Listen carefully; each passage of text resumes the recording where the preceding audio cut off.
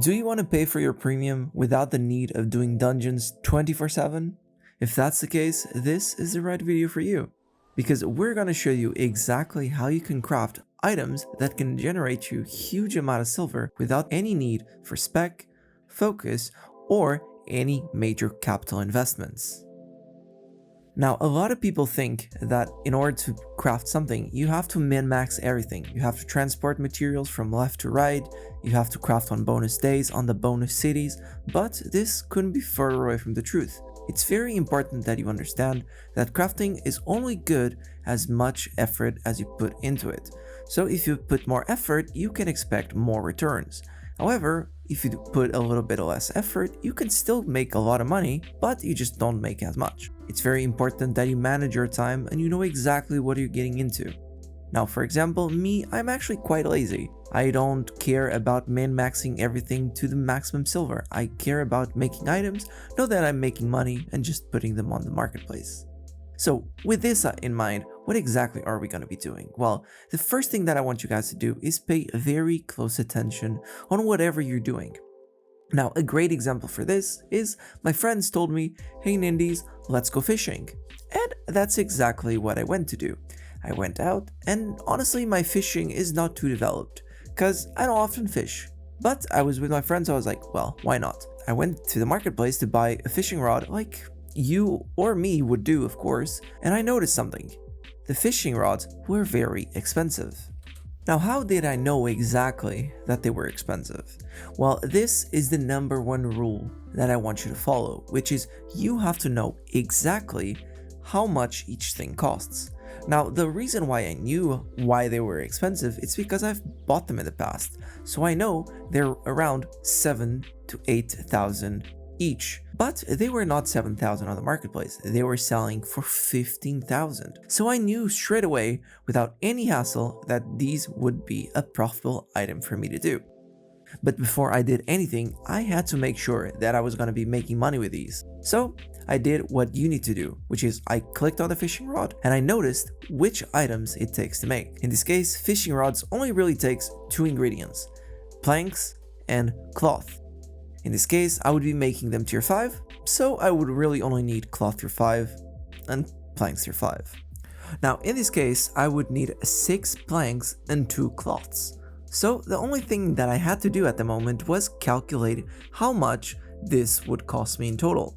Now, for this case, the planks would cost me around 850 each. Since it takes 6, it's gonna be 5,100 silver. As for the cloth, it's around 900 per unit, and you need 2, so it's 1,800 silver. Both of these combined are gonna be 6,900 silver. Now, whenever you're crafting anything on any royal city, you're gonna get a 15% return rate.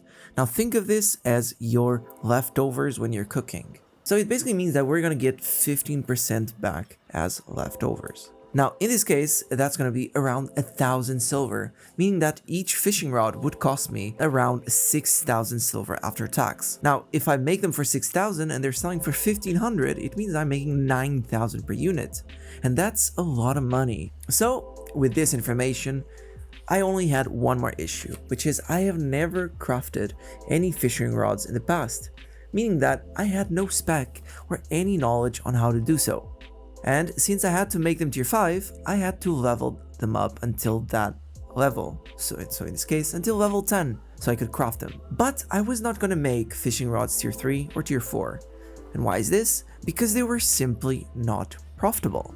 And since they were not profitable, there was no way that I would make them. So that's exactly what I did not do, and I simply did not make them. So what did I do? I bought the tier 3 and the tier 4s because again, they're not profitable to craft, so we might as well study them. Now, studying them is a process that destroys the item and gives you 275% of the fame you'd get by crafting, meaning that it's very easy to level up things when studying. But you shouldn't really study things unless you know it's, well, better to do it instead of crafting. So with this out of the way, I bought a bunch of tier 3s and tier 4 fishing rods, and off to the toolmaker I went. But before going there, I had one more thing that I had to do.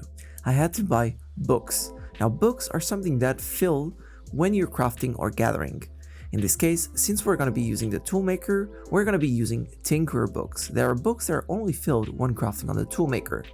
Now there's two ways you can get the books. You can either buy them on the marketplace, but often they are very either inflated or deflated, meaning that they can be very expensive or very cheap, or you can just buy them straight from the source in any island you have, where you have the active labor of that thing. So in this case, if you have tinkerers on our island, we can simply buy the tinker books directly in the labor. In this case, it was a lot cheaper to just buy them on the marketplace, so that's exactly what I did. And now with this out of the way, off to the toolmaker we went. Now we went to the cheapest one we can find, which in this case was actually pretty close to the city, but a rule of thumb, the closer you are to the city, the more expensive it's gonna be. And we went off and did our fishing rods.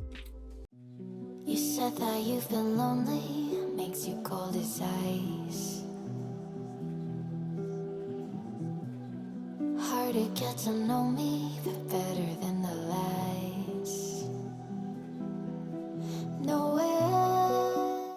Now we crafted a little bit over 212 fishing rods, which means that we made a total profit of 2,120,000 silver. Now this was very good considering that we only invested around 1.3 million silver in materials, meaning that we pretty much doubled our money. Now one question that I get a lot is, but Nendys, do these items sell? Now that's a very important question and something that you guys have to have in mind. But you also have to understand something. Every single item in the game sells as long as you're patient enough. Now of course, there's a couple items that sell better than others, but you have to understand that this is a game of patience. Marketplace is a true PvP scenario, and the more patience you have, the better it becomes. Since most of you players are not going to be quitting tomorrow, it's okay if an item takes 2, 3, 4, even a week to sell, because again, you don't need the money right away. Think of it as an investment, something that's going to pay you not at the moment, but in the future with a lot more percentage. Because, for example, in real life, you're never going to be able to double your money in a day. But on Albion, you might be able to do it on 2 or 3, which is very good, especially if you play the long run in the game. Now, I did this with fishing rods, and it's very important that you understand that this does not mean that you should be crafting fishing rods. I'm saying that at this moment, in this city, fishing rods were very, very good. But there are a ton of different items that you can do the same principle on. I'm talking about death givers, I'm talking about double bladed, I'm talking about skinning knives. The items are countless and you just have to find them for yourself, as long as you stick to this process of doing the math before you make anything. Now the more you'll be doing this, the better you'll become, and the more innate and automatic this process becomes. And trust me, eventually the more you do this, the more 5, 10, 15 million you can make per day, and it's very easy to expand, as again, you're not really doing anything out of the top, you're just crafting whatever players need and is overpriced. Anyways, that is all for me. Thank you so much for watching this video. If you have any questions, make sure to tag them down on the comment section and I'll try to get to you as soon as possible. Anyways, that is all, and I'll see you on the next one. As usual, Nendys out.